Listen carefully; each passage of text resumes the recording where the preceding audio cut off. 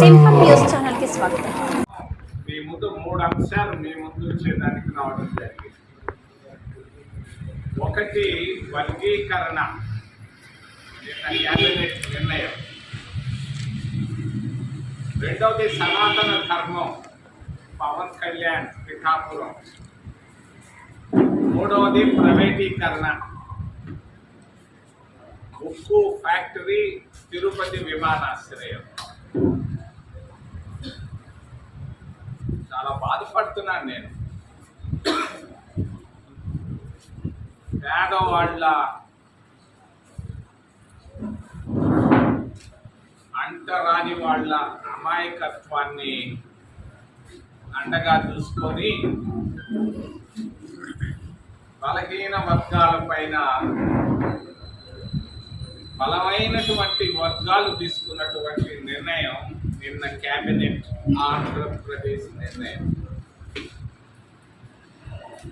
ఇది దేశానికి మంచిది కాదు. దేశ సమగ్రతకు చాలా చాలా చాలా నష్టం. అది ఈరోజు తెలియదది, రాబోయే కొన్ని సంవత్సరాల్లో తెలుస్తుంది దాని ప్రభావం. మధ్యకాలంలో మతాల పైన చిచ్చు. మన దేశంలో ఎన్నో మతాలు ఉన్నాయి. ఈ గత 10 సంవత్సరాల్లో మతాల మధ్య చిచ్చు స్పష్టంగా కనిపిస్తా ఉంది. నిన్న మొన్న తీసుకున్నటువంటి నిర్ణయాలు కులాల మధ్య చిచ్చు. స్టాలిన్ హిందీ పైన మాట్లాడుతున్న మాటలు భాషల మధ్య చిచ్చు. డీలిమిటేషన్ పైన ఆలోచన ప్రాంతాల మధ్య చిచ్చు. దక్షిణం ఉత్తరం దేశం ఏమైపోతా ఉంది. ఒకప్పుడు అన్ని మతాలు, అన్ని కులాలు, అన్ని భాషలు, అన్ని ప్రాంతాలు కలిసినటువంటి భారతదేశంలో ఈ మధ్య వస్తున్నటువంటి వైషమ్యాలు, మద్రాసులో దక్షిణ భారతదేశంలో ఉన్నట్టు వాళ్ళ నాయకులంతా కలుస్తున్నారు.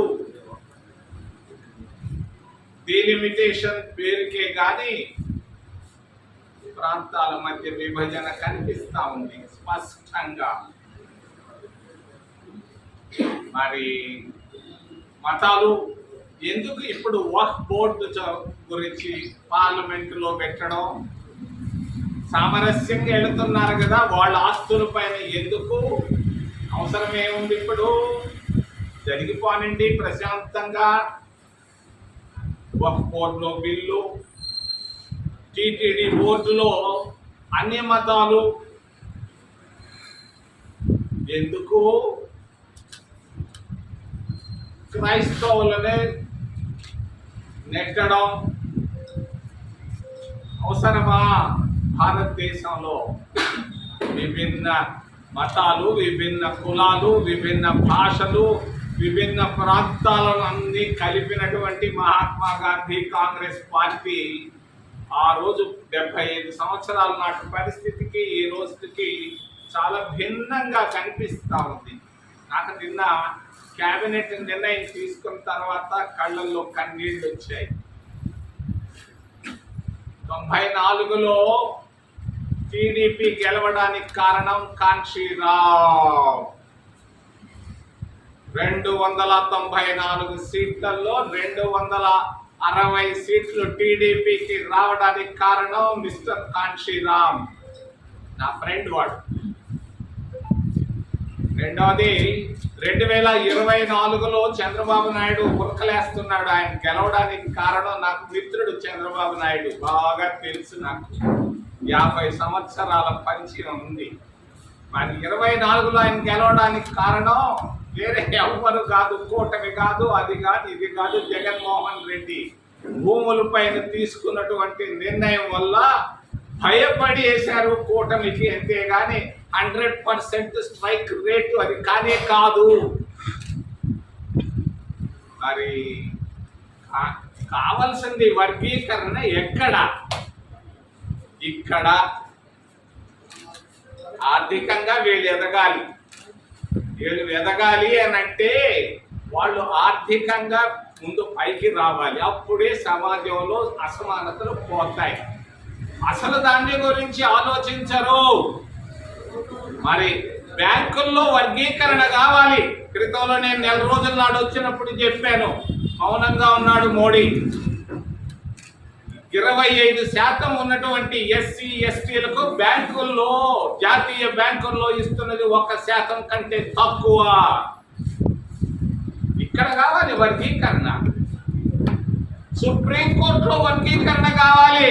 33 మంది జడ్జిల్లో అక్కడ లేని వర్గీకరణ గురించి, క్రీమీ లేని గురించి జడ్జీలు మాట్లాడటం నాకైతే నవ్వు వస్తుంది మనసులో. అక్కడ లేదే వర్గీకరణ, అక్కడ లేదే క్రీమీ లేయర్. సుప్రీంకోర్టు జడ్జి కొడుకు చీఫ్ జస్టిస్, కొడుకు చీఫ్ జస్టిస్ కావచ్చు, పేదవాడు అయ్యేదానికి లేదు. అక్కడ కావాలి వర్గీకరణ.